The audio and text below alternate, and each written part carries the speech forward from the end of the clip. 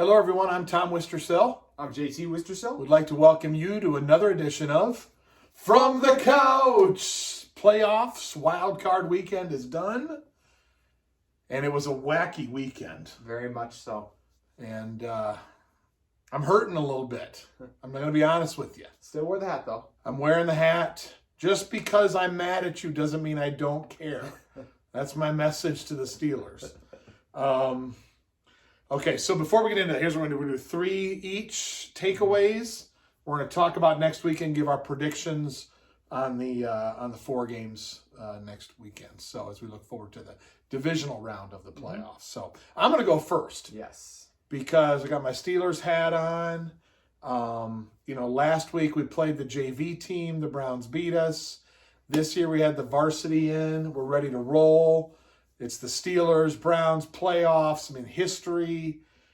And we snapped the ball over Ben's head the very first play. They score a touchdown. He throws an interception. About a minute later, they score another touchdown. 2:40 in, it's 14-0 Steelers.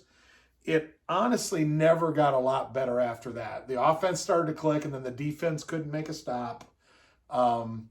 It almost became a game a couple of times, but credit to Baker and the Browns offense.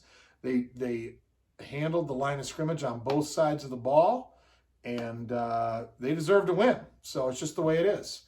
It was a really bad loss. I've been a Steelers fan since 1978.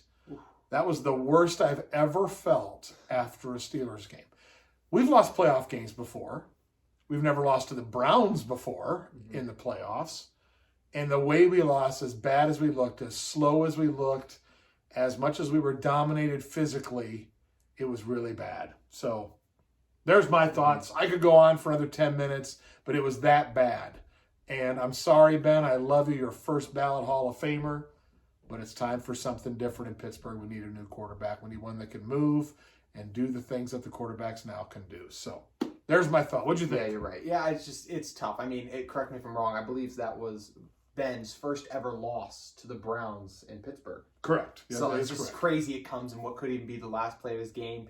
Weird to see the veteran team make those mistakes earlier. Baker seemed like the kind of young quarterback who in his first playoff game, I think most people picked against the Browns because of the inexperience there, the COVID being out, and just in general, that team just doesn't have a lot of experience. Seems like a game the veteran team won, but the team with the momentum coming into the second half of the season won out, and it's a shocking place, and it'll be really interesting to see where your Steelers go with a defense that still has Super Bowl potential, could win a Super Bowl with that defense, but an offense that's just got a lot to work on. Yeah, not good. So anyway, all right, what's your first takeaway from the weekend? The Rams and their dominating defensive performance over the Seahawks in their 30-20 win.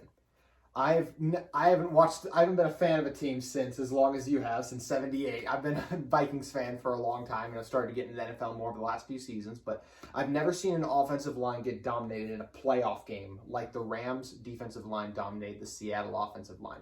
Aaron Donald and those boys just went to absolute work. Even when Donald left the game in the third quarter, they were still able to get pressure. The defensive line there goes 6 deep, basically, maybe even 8 a little bit. It's just so impressive what they were able to accomplish, and they really stifled the Seahawks. The running game wasn't able to get going. Russ didn't have the time he needed to throw. Jalen Ramsey once again won his matchup versus DK Metcalf. Now maybe a play or two if the protection's a little better, that changes. And Russ still made some unbelievable plays in this game, which is why I don't put most of the blame at his feet and on that offensive line and the offensive coordinator in Brian Schottenheimer. So it's a great performance by them. I thought the Seahawks would win because I didn't want to pick John Wofford to win a game, but John Wofford got hurt. And he was a better option anyways because Goff still dressed, showing he was healthy enough to still play. They just felt better about Wofford. And Goff didn't do much. The real star of the show for the Rams was Cam Akers, 176 total yards. He had that huge drive after Russ dropped that beautiful pass to DK Metcalf to make it a close game. Akers had, I believe, 76 of the 78 yards on their next drive to take the touchdown lead. And last guy I got a shout out in this game is Andrew Whitworth. Tore his MCL and PCL back in November. And he played in this game at 39 years old and absolutely dominated. In my opinion, a Hall of Famer and just a really impressive career for Whitworth and a really impressive performance by these Rams. Yep. D-line is key, and they've got the best D-line in football. And we'll wait and see how far it can take them. So more to come later on that one. I'm going to talk about the Tampa Bay Buccaneers. I've talked about them before. They didn't dominate the Redskins, the Washington football team. Credit to Mr. Heineke, who had a hell of a game for the Redskins, Washington football team. Keep calling him that, to keep them in the game. And heck, they even had some chances in the fourth quarter. The bottom line is I thought the defense was very average for the Bucs, but Tom Brady, it's playoffs. He's got weapons around he's never had before. Yes. He's still getting used to Antonio Brown being in the lineup. Antonio Brown's and Mike Evans and Chris Godwin. I mean, we're talking about a scary bunch. And Fournette, while not maybe the Fournette that people think is going to go for $150 or $200, is still serviceable. I like the Buccaneers a lot. I think that it's when the playoffs and everything's on the line, you can't argue against Tom Brady. Now, I don't know how this is going to end, but it's going to be a fun ride to watch because of the talent he's had around him that he's never had before. Yeah, no, absolutely right. I was so impressed by just Mike Evans, Antonio Brown winning on the outside. I thought that was the big difference in the game, is those dominant receivers Brady has. The offensive line also did a very good job. Yes, Brady got hit a couple of times, but that's a really good Washington D-line. Chase Young's name was really not mentioned on the broadcast. That's a credit to those 5 guys up front. Yep, very good. So, all right, next point for you. What do you got? Lamar gets his first playoff win versus the dreaded Titans, a team that knocked him out last year 20-13. So the Ravens started out really slow. They punted on their first drive. Then on the second drive, Lamar throws an awful interception really late on a throw, and they get out to a 10-0 lead, the Titans do. Ravens are lacking. And then it's the end of the first quarter. It's 3rd and 9. And right before the quarter ends, Lamar sparks the offense. He gets pressure in his face, rolls out right, and a beautiful throw to Mark Andrews. From then on, the game completely changed. Lamar was in rhythm the rest of the day. He had some great runs. Of course, the big touchdown run where they thought they had him still. His safety looks like, I got him at the angle, but Lamar's just too fast for the game. 179 passing yards and 136 rushing yards. He was awesome. Another guy who was stepped up huge, had his best game of the season in the biggest moment, was Hollywood Brown. We've been waiting for him to have a big game, and he has 109 receiving yards. That was huge. So credit to Lamar. But got to shout out that Ravens defense too. How did they stop Derrick Henry? Well, it was the 3 interior defensive linemen: Brandon Williams, Calais Campbell, Derek Wolfe. That combination of those 3 guys has yet to play the Titans together. Last year, only Brandon Williams was on the team. The first time they played them this year, no Calais Campbell and Brandon Williams. So with those 3 guys together, they dominated the interior of that Tennessee defensive line. The linebackers did a great job of taking away any cutback lanes, with Derrick Henry absolutely loves to find those. And they had at least 8 guys in the box on 72% of their snaps. So winning those one-on-ones and filling up the box was how they stopped Derrick Henry, and it led to Lamar Jackson's first ever playoff win. Yeah, he was awesome. He's so fast. He literally looks like he's shot out of a cannon at times. And he just outran people. So credit to Lamar Jackson. He's a special talent. And when he only made a couple mistakes with his throwing, when he doesn't make mistakes like that, they can go a long ways. And they could, who knows where they're going to end up. So I'm going to talk about Deshaun Watson. So he wants out of Texas, and I don't blame him. You know, they got rid of those guys. They didn't consult with him on decisions, and what's the most important position in sports, JT? The quarterback. The quarterback. It's a quarterback's league. So let's think about the 8 teams that are left playing right now, right? As I look at that list, the worst quarterback right now is Jared Goff that's left playing. And it's mainly because he's got a surgically repaired thumb. Yeah. He couldn't throw that good. You can't throw with a thumb, and so he's got problems. So he's the worst of the quarterbacks because he's hurt. It's a quarterback's league. So I think it was Dan Orlovsky I heard this morning talking about he named out all but like 7 teams that should be reaching out to Houston about Deshaun Watson. He is a special talent. He is arguably one of the top 5 quarterbacks in the league. And if he wants out, there are lots of teams, Steelers, that could use him. And I'm glad he wants out because there's probably a better place for him to compete for a Super Bowl title. There are a ton of places that need him that will maybe trade the house away to get him. He's that special of a talent. and that should be a really fun thing to watch over the next few months. So, what are your thoughts on the Deshaun? reports have been fascinating to see. I mean, he just, you know what, you don't need to say, like, he wanted Eric Bieniemy.